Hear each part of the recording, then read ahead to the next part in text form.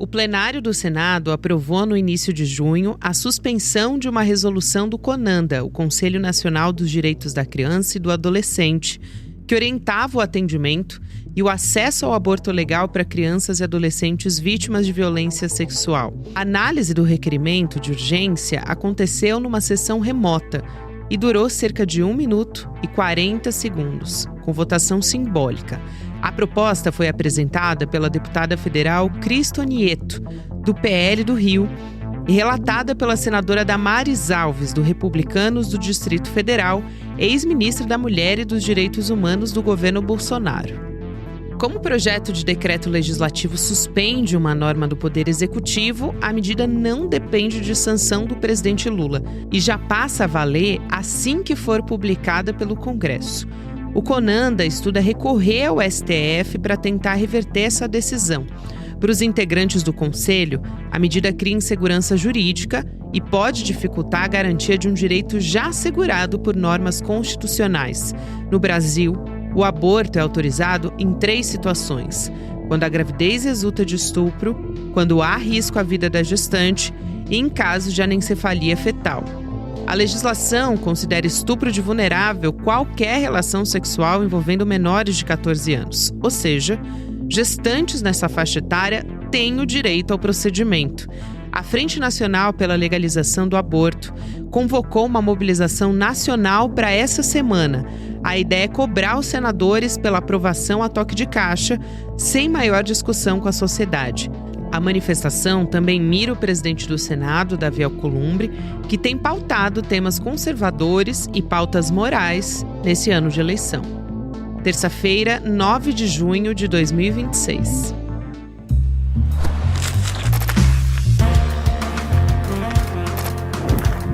Sou a Gabriela Varela, esse é o podcast aqui mais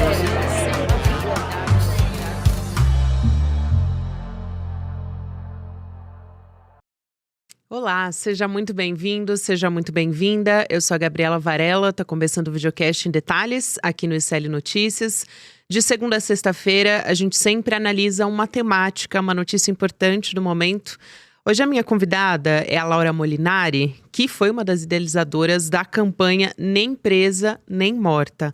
Laura, é um prazer te receber aqui. Obrigada por aceitar nosso convite. Oi, Gabriela, boa tarde. Obrigada por abrir esse espaço para a gente conversar. É tão importante a gente começar conversando, explicando essa resolução do CONANDA, né? Resolução 258, e o Senado aprovou a suspensão dessa resolução, o que na prática vai dificultar o aborto legal para menores de idade, para as crianças. Foi uma votação que aconteceu muito rapidamente, eu estou sendo gentil aqui, foi em menos de 2 minutos, com um plenário esvaziado. Como é que você interpreta essa pressa, essa falta de um debate público qualificado sobre esse tema que afeta diariamente a vida de meninas, de milhares de mulheres? E se você puder também explicar o que é essa resolução do CONANDA, eu acho bastante importante. Vamos. Acho que com relação a esse processo super acelerado, né, no Senado, é importante lembrar que no ano passado, em novembro, esse projeto de decreto legislativo, de autoria da Cristo Nieto, deputada federal, ele também foi aprovado às pressas na Câmara. Foi feito um pedido de urgência, ou seja, para que esse projeto não passasse pelas comissões, onde ele seria, né, analisado, discutido, ia ter alguma oportunidade, né, de participação da sociedade nesse debate, e isso não aconteceu, e ele foi votado e aprovado na Câmara da mesma forma, né, com um pedido de urgência para que não acontecesse o debate, para também restringir as nossas possibilidades, né, enquanto movimento social, sociedade civil, de participar desse processo. E ele chegou no Senado e, desde que ele chegou lá, também com o pedido de que ele tramitasse em regime de urgência. E acho que isso também é um reflexo de como o Congresso tem se comportado, especialmente com esses temas que são mais sensíveis, apesar de serem muito importantes para a nossa democracia, né? Com menos espaço para debate, com votações simbólicas em que você não consegue nem identificar se o seu parlamentar, por exemplo, votou contra e a favor. Então, acho que a aprovação desse PDL, a toque de caixa, tanto na Câmara quanto agora no Senado, também são um reflexo desse Congresso em que as coisas são combinadas muito mais em bastidores do que, de fato, com um espaço, né, para participação social.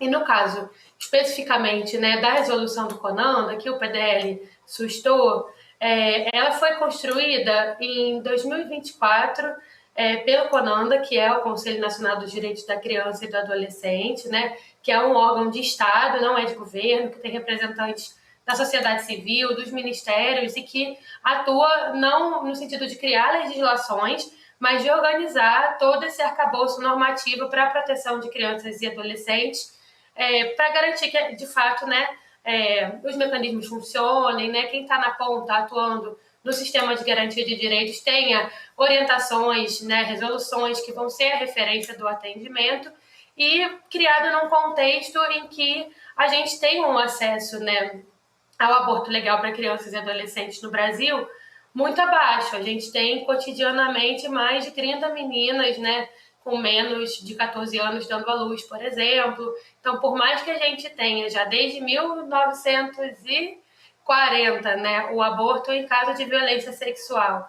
e aí isso inclui menores de 14 anos, né, autorizado pela lei brasileira, pelo Código Penal, a gente não tem esse acesso chegando na prática, né, na ponta. São muitos poucos serviços, enfim.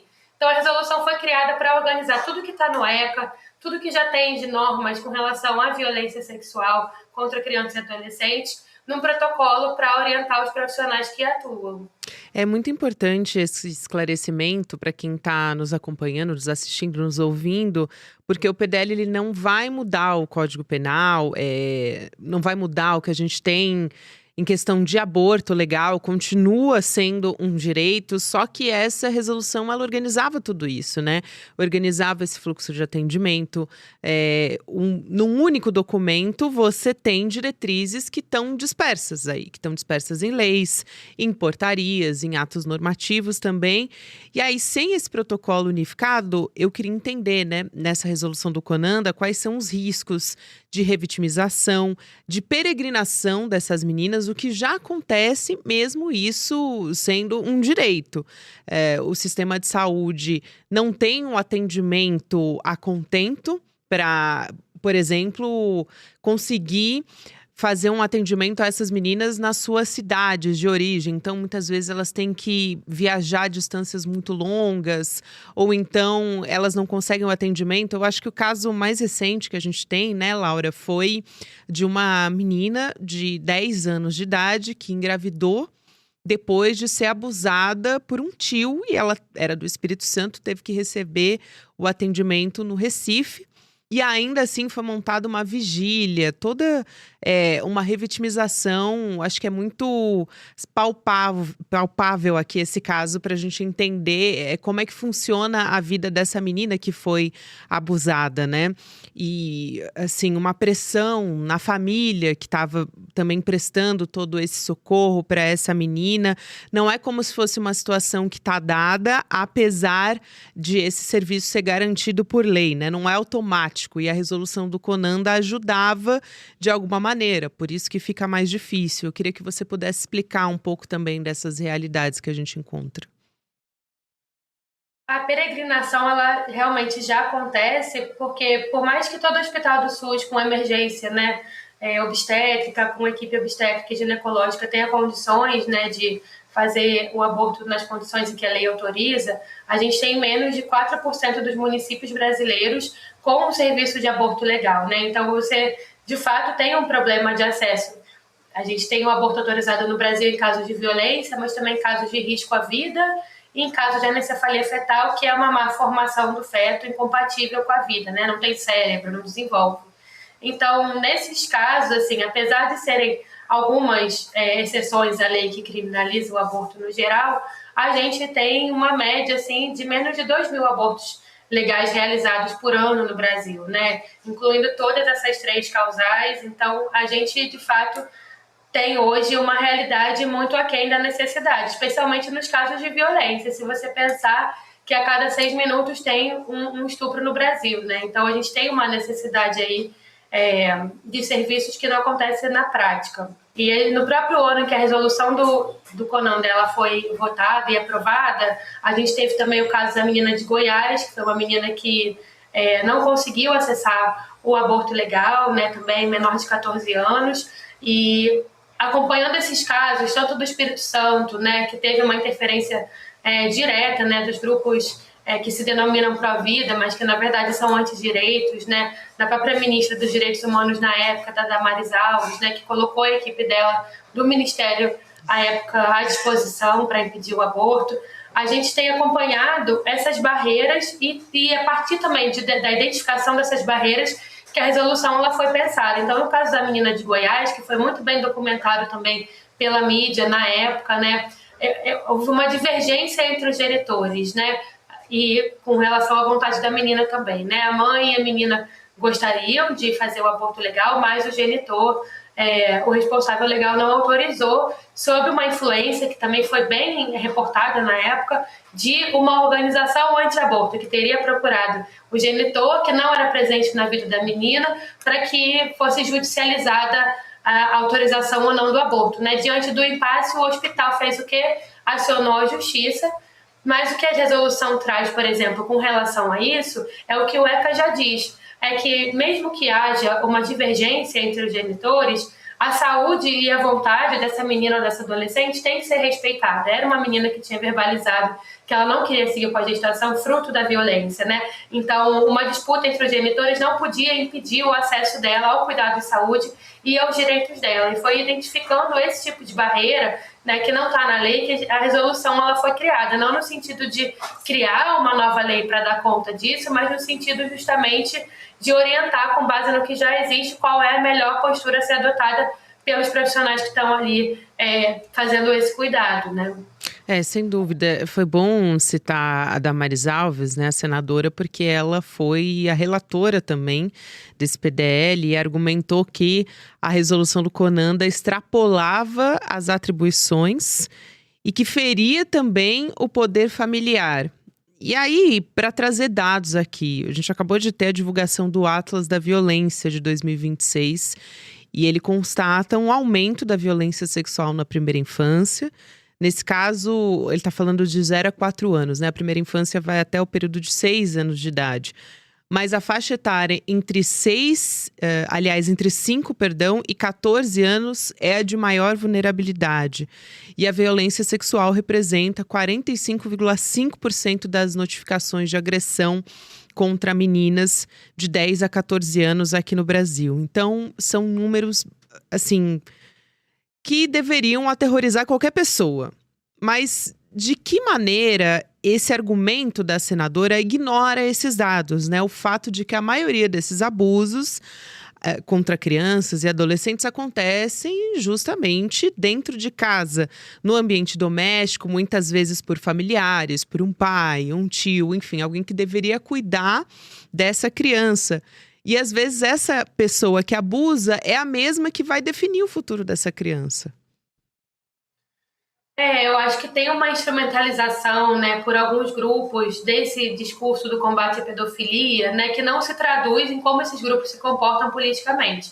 Por exemplo, a gente não tem hoje no Plano Nacional de Educação a previsão de educação sexual e reprodutiva, né, é um debate que ele é muito vigiado e muito perseguido. Por mais que a gente saiba que hoje não só as escolas são um lugar importante, né, para ensinar sobre direitos, para ensinar o reconhecimento das violências, o que é ou não violência, como também para identificar esses abusos, justamente porque boa parte deles, no caso especialmente das menores de idade, acontece dentro de casa ou com pessoas próximas, familiares próximos. Então, não existe efetivamente uma preocupação, senão a gente teria hoje, né, em todos os currículos brasileiros, educação sexual integral, por exemplo. Assim como existe uma perseguição ao aborto legal, seja ele através de alguns dos casos, né, que a gente tem acompanhado, como esse menina do Espírito Santo, de Goiás, como também no Congresso Nacional. A senadora Damares, assim que a resolução foi aprovada no CONANDA, em dezembro, 23 de dezembro de 2024, ela entrou com uma ação judicial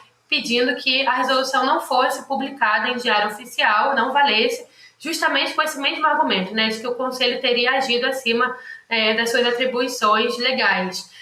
Esse pedido ele não foi aceito, né, teve uma decisão em segunda instância que encerrou o processo, a ação movida pela Damares, reconhecendo que ela não tinha legitimidade para questionar uma ação do Executivo, né, que seguiu ali todos os ritos necessários.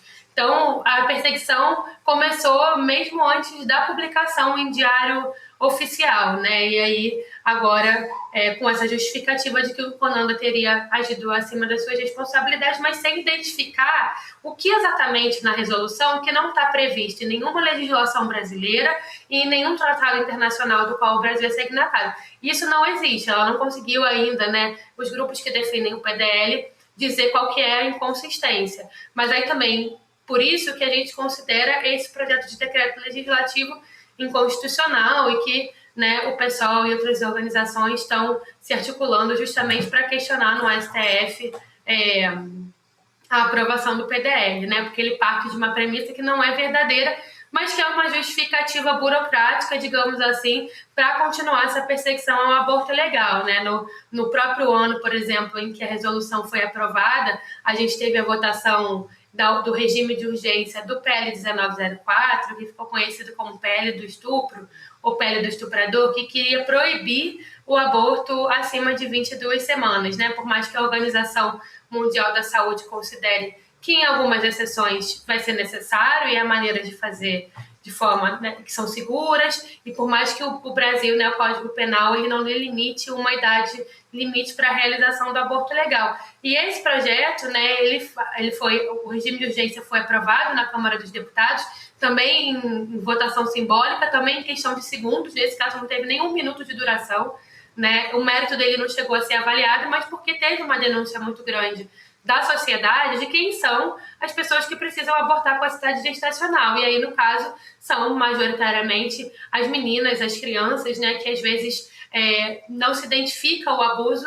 até que elas apareçam grávidas. Às vezes o abuso acontece desde antes de elas menstruarem pela primeira vez, e aí só se percebe que isso estava acontecendo quando elas engravidam. O corpo está passando por muitas mudanças, então fisicamente às vezes demora mais para você identificar uma gestação nessa idade, fora que elas são crianças e adolescentes, elas não podem simplesmente buscar um serviço de saúde para entender o que está acontecendo com elas. Elas dependem dos familiares, elas dependem de ter um serviço disponível, alguém que leve elas perto de onde elas moram.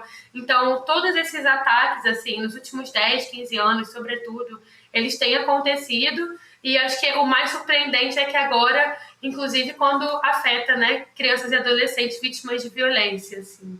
Você tem várias coisas na sua fala que me chamam a atenção e que são importantíssimas. A primeira foi a questão do PL em regime de urgência, que no passado a gente, como sociedade e também por pressão, principalmente das mulheres, a gente conseguiu barrar, que foi o PL do estupro.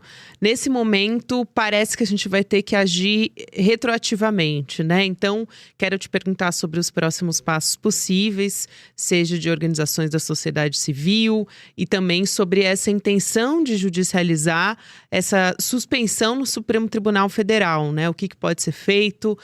Já há sinalizações nesse sentido, alguns partidos, algumas entidades também que vão reclamar juridicamente sobre essa questão.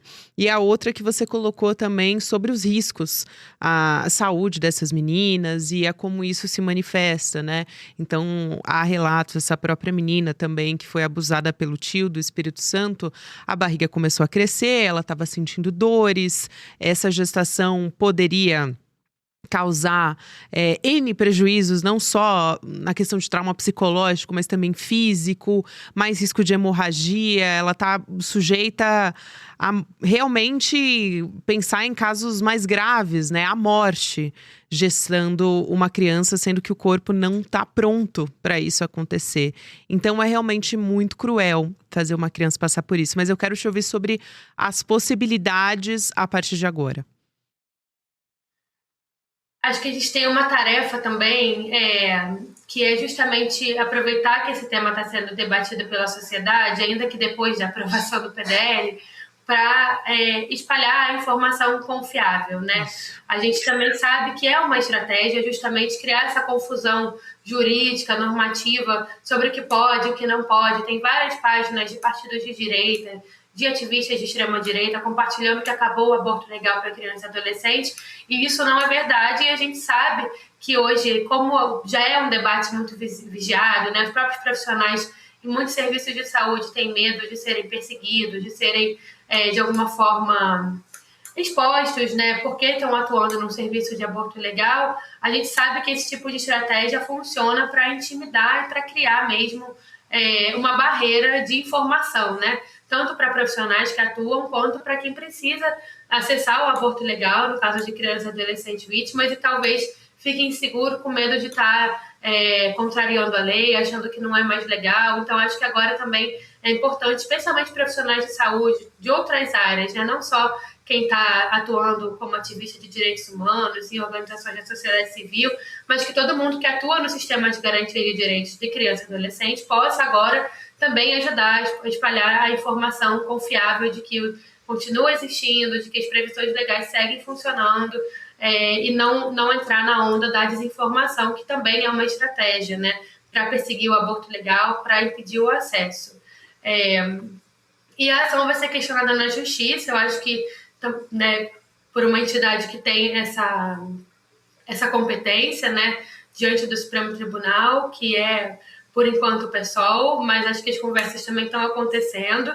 A ideia é que isso aconteça ainda essa semana, e também é um momento para a gente aproveitar, como eu falei, né, que o tema está na pauta, para não só espalhar informação de confiança, mas também cobrar, né, porque independente da resolução do CONANDA, a gente tem um problema de acesso no Brasil ao aborto legal, seja por crianças e adolescentes, seja por mulheres adultas que sofreram violência ou que estão correndo risco de vida.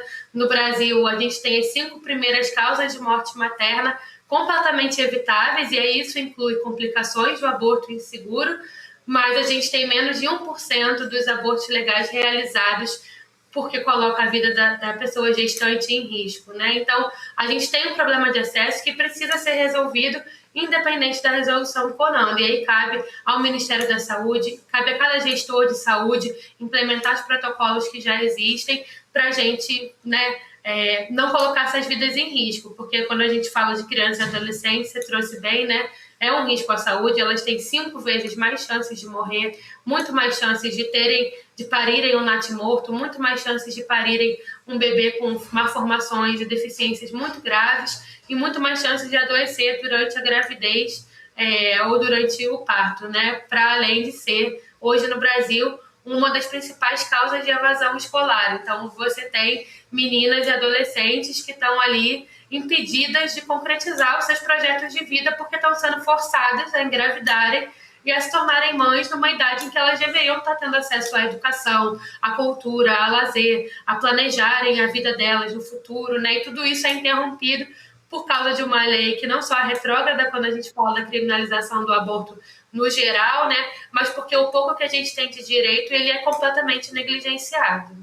Perfeito. Eu acho importantíssimo você colocar isso, Laura, sobre essa questão do acesso e espalhar a informação de confiança e cobrar que tudo isso seja cumprido.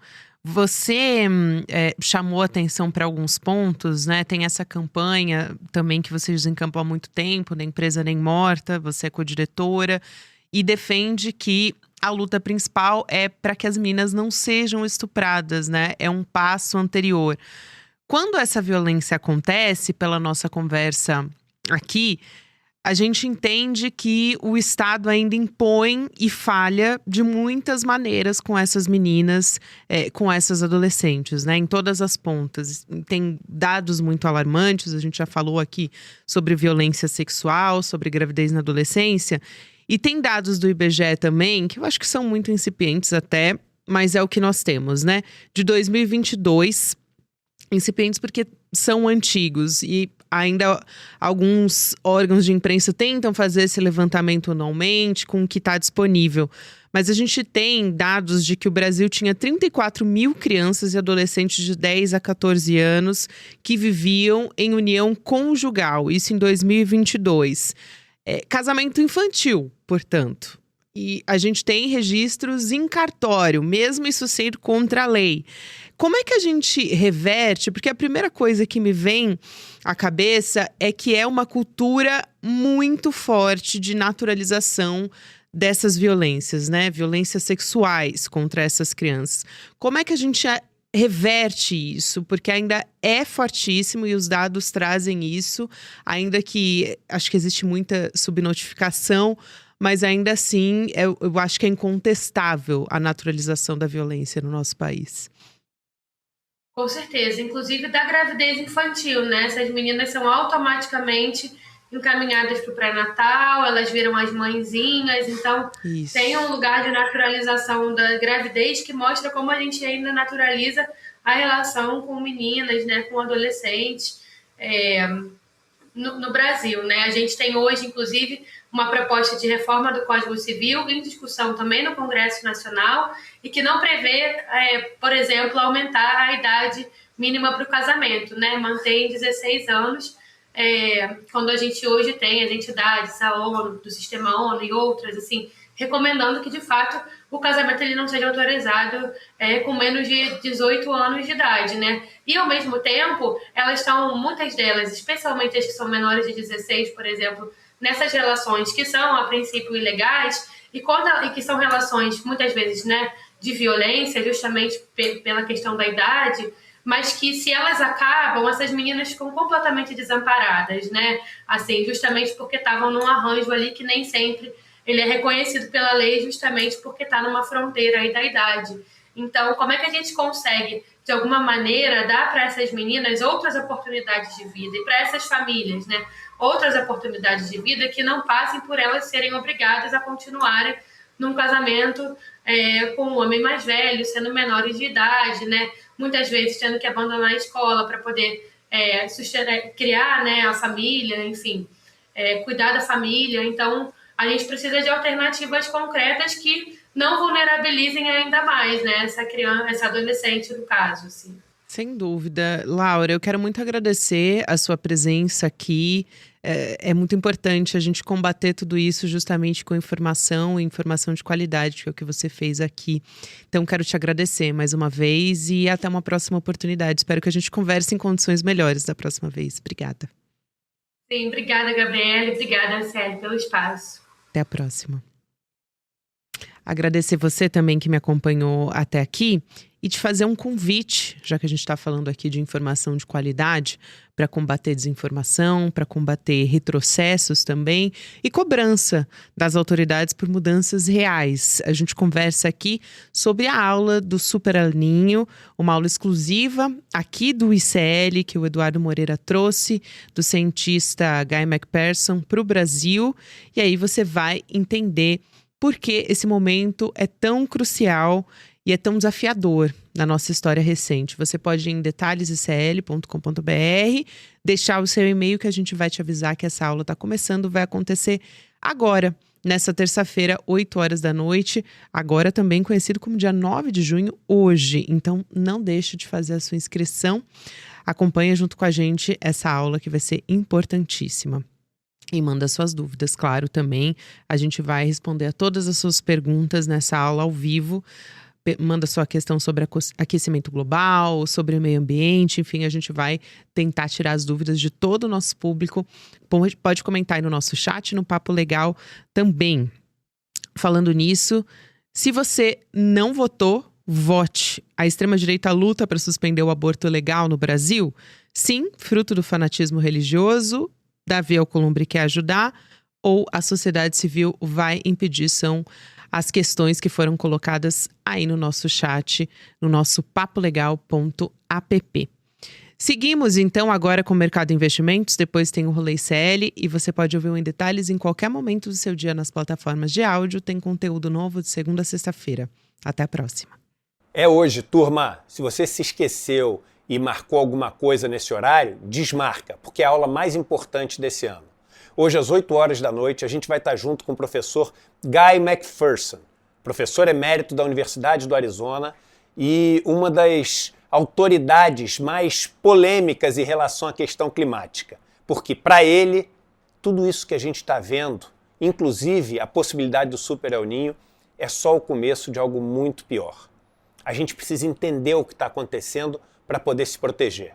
Se você está inscrito para a aula de hoje à noite, 1 hora antes vai chegar no seu e-mail ou no WhatsApp o link para você poder clicar e a gente te levar até a aula. De noite a gente se encontra.